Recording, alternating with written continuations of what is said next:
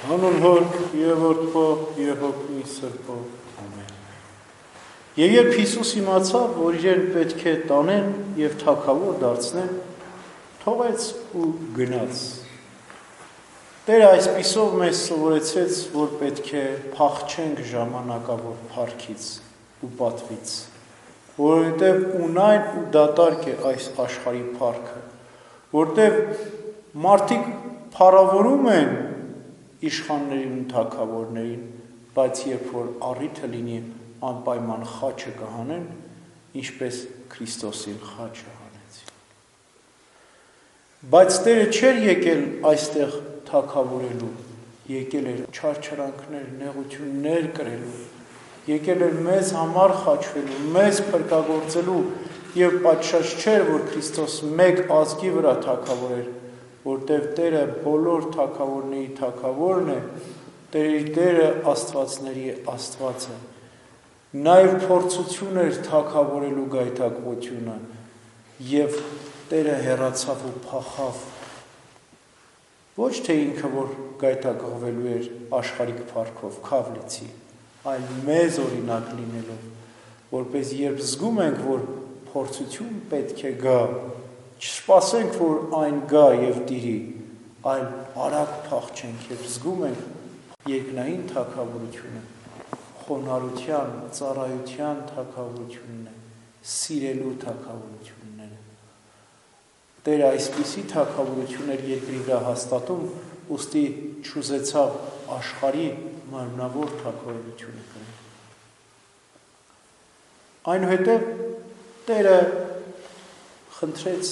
նավակ մտնել աշակերտների հետ եւ գնալ ծովակի միջով։ Գիշեր էր, ուշ ժամ էր եւ մեծ փոթորիկ եղավ։ Ալեկոծություն էր, առաքյալներն էր սարսափի ու տագնապի մեջ էին։ Այնուհետև տեսան Տիրոջը, որ գալիս էր ծովի ալիքների վրա, առավել եւս սարսափեցին։ Քրիստոս ասաց. ես եմ, մի վախեցեք։ Այնուհետև նավը դուրս ելավ եւ միասին դուրս եկան նավահանգիստ։ Ալեկոծություն էր ու փոթորիկ էր, գիշերային ժամ էր, բայց աշակերտները չվախեցան Տիրոջ հետ նավը մտնել, որովհետև գիտեին, որ ամբողջ տիեզերքի ու տարերքի Տերն է իրենց հետ նավակում։ Եթե ջուրը փոթորկվի, ապա Քրիստոսը ջուրը ստեղծել, ջրի տարը կարող է խաղացնել։ Եթե հող ու փոշի լինի, ապա Քրիստոս է օդի տարի արարիչը, կարող է խաղացնել։ Եվ եթե կայծակ ու մրիկ լինի,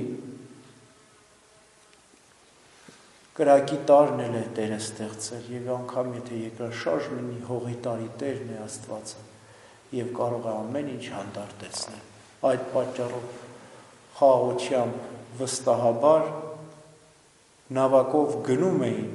բայց Տերը նրանց հետ չէր, որովհետև նավակ էին նստել ու իրենք գնում էին, Քրիստոս այդպես է պատվիրել եւ ժողովրդի բազմությունը արձակեց, ինքը առանձին իջավ ծովի վրա քայլելու։ Քայլում էր խաղաղությամբ, ցույց տալու համար իր աստվածային գեր մարդկային էությունը։ Մարդ էր, բայց աստվածամարդ էր։ Եվ ինքն էր բնության օրենքները հաստատել,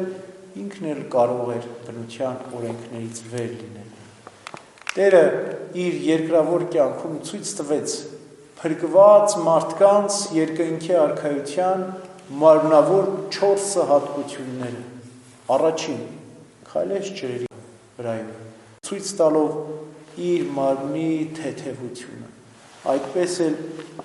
երկնքի արքայությունը մեջ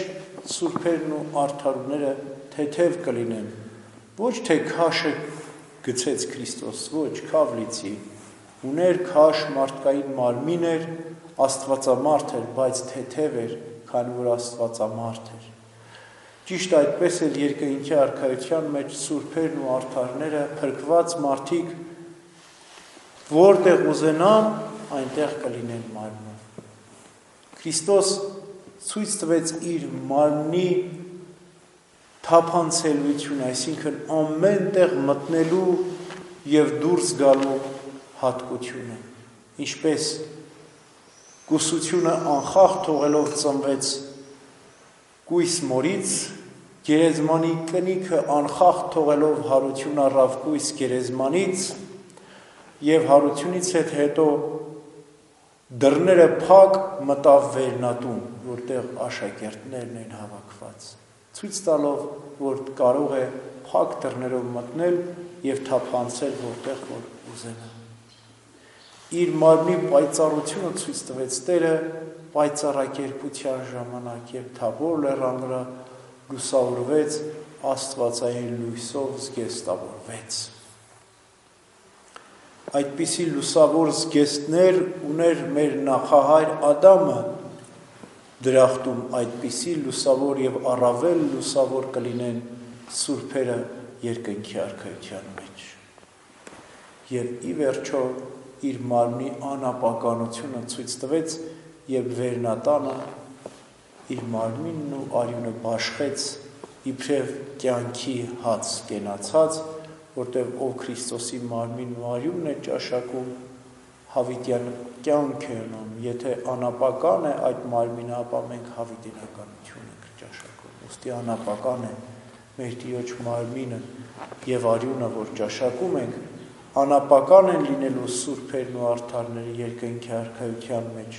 Քրիստոսի նման են լինելու, ինչպես Պողոս Առաքյալն է ասում, կլինենք հար նման Քրիստոսին նրա կատարյալ հասակով, այսինքն 30 տարեկանով։ Այս դեպքում, այս իրադարձության մեջ Քրիստոս 5 հրաշքներ գործեց։ Նախ փոթորիկը խաղացրեց, այնուհետև ալիքները հանդարտեցրեց, ջրերի վրա քայլեց, նավակով դուրս եկավ եւ թույլ տվեց նաեւ իհարկե Հովանու ավետարանում չի պատմվում, բայց Մատթեոսի ավետարանում պատմվում է, որ Պետրոսն էլ քայլի ջրերի վրա։ Այս բազմաթիվ հրաշքները ցույց տվեց, որպեսզի առաքյալները հաստատվեն իրենց հավատքի մեջ։ Բայց իրական հրաշքը աստվածային խաղաղությունը, սերն ու երջանկությունն է մարդու կյանքում, ինչպես Քրիստոս էր ասում, մի ուրախացեք, որ դևերը ձեզ ենթարկվում են, այլ ուրախացեք, որ ձեր անունները կյանքի գրքում են գրված։ Նաև Սուրբ Գրիգոր Նարեկացին ասում է, ավելի մեծ հրաշք չկա, քան մեղավոր մարդու դարձի գալը եւ աստվածային սիրո ճաշակումը։ Ուրեմն մենք փափագենք ոչ թե ջրերի ու ալեկոծությունների հանդարտվելուն, այլ փափագենք մեր սրտի խորհուրդների ալեկոծության հանդարտվելուն, մեր մտքի խաղաղությանը փափագենք, աստվածային սիրո ջերմությանը փափագենք, այս է իրական հրաշքը։